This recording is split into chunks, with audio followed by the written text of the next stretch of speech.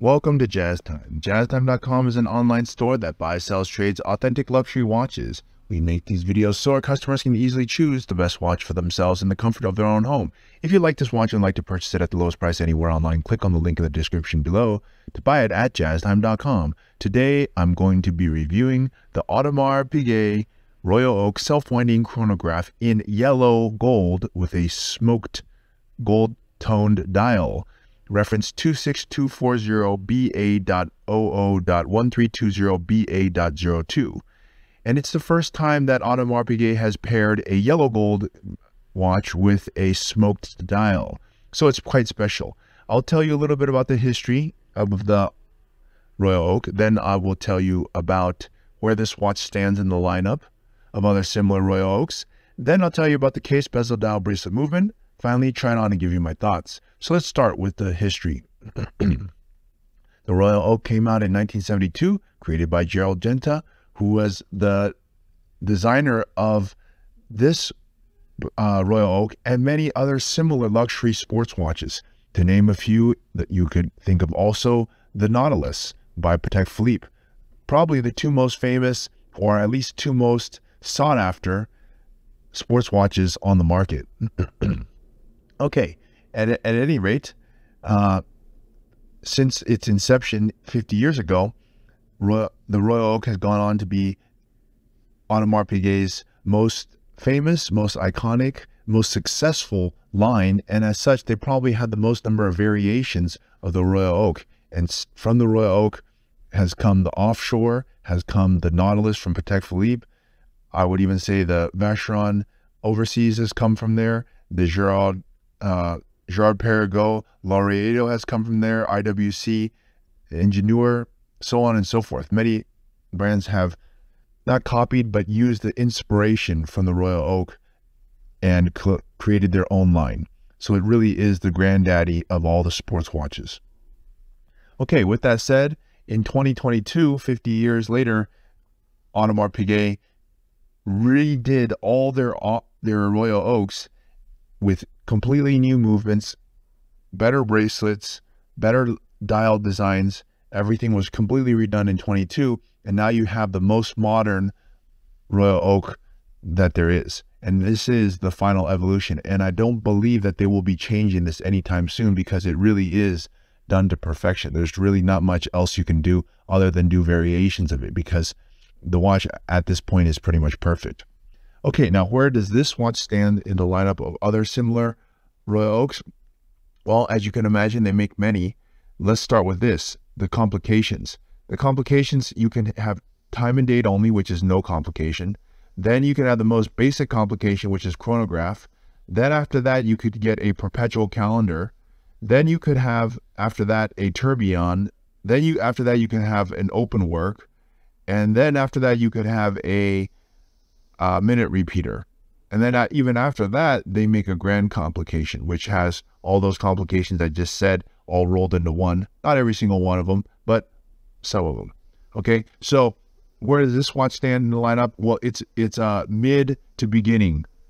You're not quite at the high end of AP yet, but you're definitely not at the low end, because you do have a complication in that of a chronograph. Okay, all right, so that's where this watch stands in the lineup. Now, as you can imagine, as I said, there's a lot of variations of it. They make it in white gold frosted. Now, we're just talking about the new style variations, all right? I'm not talking about all the last 50 years of how they did it and all the other old references. We're just talking about this reference, 26240 reference. That part, they done it in white frosted. They did in white gold, black ceramic, rose gold. And this is actually the first time it's done, and of course stainless steel. It's the first time, and of course diamonds. This is the first time they've done it actually in yellow gold, and they've actually paired it with this smoked dial. So it is quite special. AP does not do a lot of watches in yellow gold. So it is very special when they do so. And as a result, the premium on it when you buy it on the gray market is quite high, or at least it's higher than the other materials, simply because of the rarity and probably also because of the beauty. The pairing of yellow gold with a smoked dial is absolutely out of this world. Okay, all right, well, that's where this watch stands in the lineup. So now let's start talking about the watch itself, starting with the case. Now the case is a standard 41 millimeter case. It has the new style case as opposed to before. The case had the beveled edge was much thinner. Now the beveled edge here is much thicker. It's more pronounced. And of course, the whole thing is in yellow gold. That's one of the special things. I'm not exactly sure why they don't do many watches in yellow gold, because it makes the watch look quite beautiful, if you ask me, but they don't.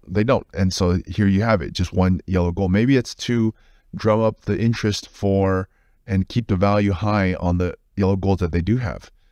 I'm not really sure, but at any rate, here you see it, and that's you know, quite beautiful. It's made of yellow gold, has beautiful edges, and let's look at the thickness though. That's quite an important thing too. It's 41 millimeters diameter wise, but if you turn it on its side, the thickness is actually a very comfortable 12.4 millimeters. It's not that much. And if you compare it to like a Daytona, it's about the same. And it makes sense because they're both chronographs, so it shouldn't be that thick. It's not like it's a massive complication. It's just one complication. All right. And by the way, it's 50 meters resistant, so you could actually go diving with this watch. I'm not sure you would, but at least it means you could go to the water with it. You could swim with the water. Okay. All right, now let's talk about the dial. The dial is a big deal here. It's a smoked yellow gold toned dial with a grand tapestry pattern. What is it? Let's break that down a little bit. The dial itself is gold toned, champagne, gold, you know, whatever you want to call it. It matches the gold that the watch is sitting on. But they smoke it, as in they use a technique to layer paint such that the outer rim is black, or at least darker, and it fades toward gold in the center. They could have just simply painted the whole darn thing gold, and that would have looked not bad, but it would not have been as special as it sits now. Making this dial smoked like this really shows a level of effort and design that's unparalleled. To make a lot of companies now actually are doing smoked or ombre style designs.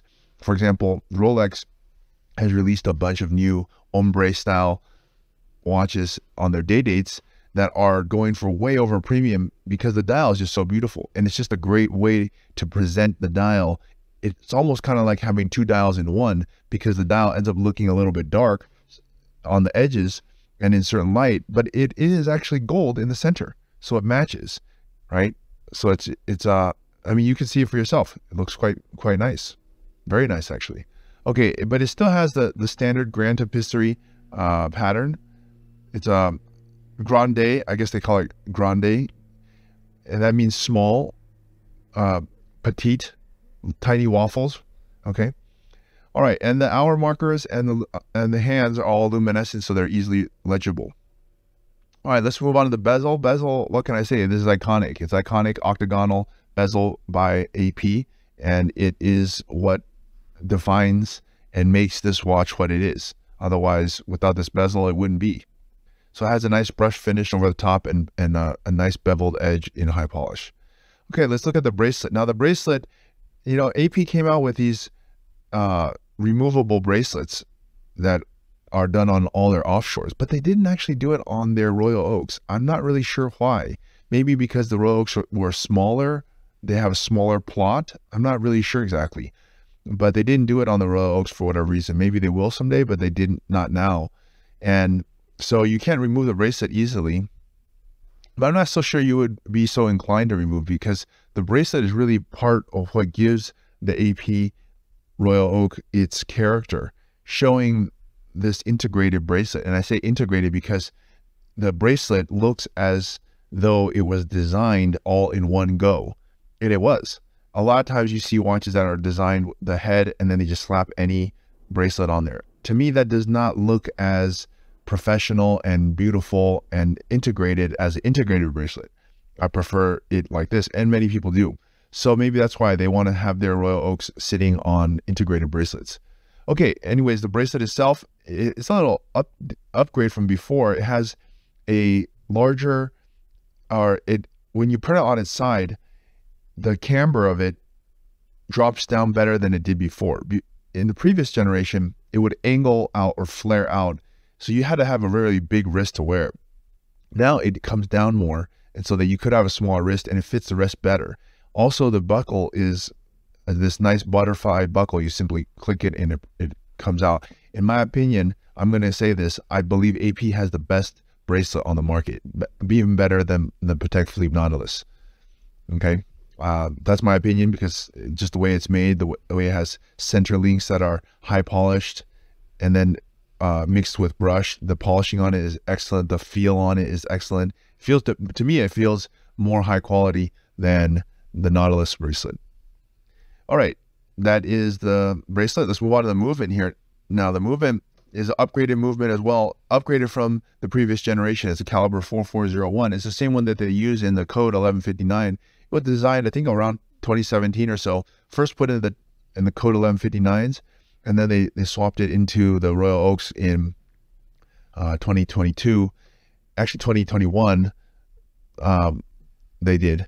And what is notable about it is that the diameter, or the size of the movement, is larger than previous generation. The previous generation, you couldn't even see it because it was so small that they covered it, because probably it looked so ugly that they decided to cover it. But in the newer generation, they actually display it in an exhibition case back at 32 millimeters. That's the diameter of this movement, and it really fills the back of the case and looks the part.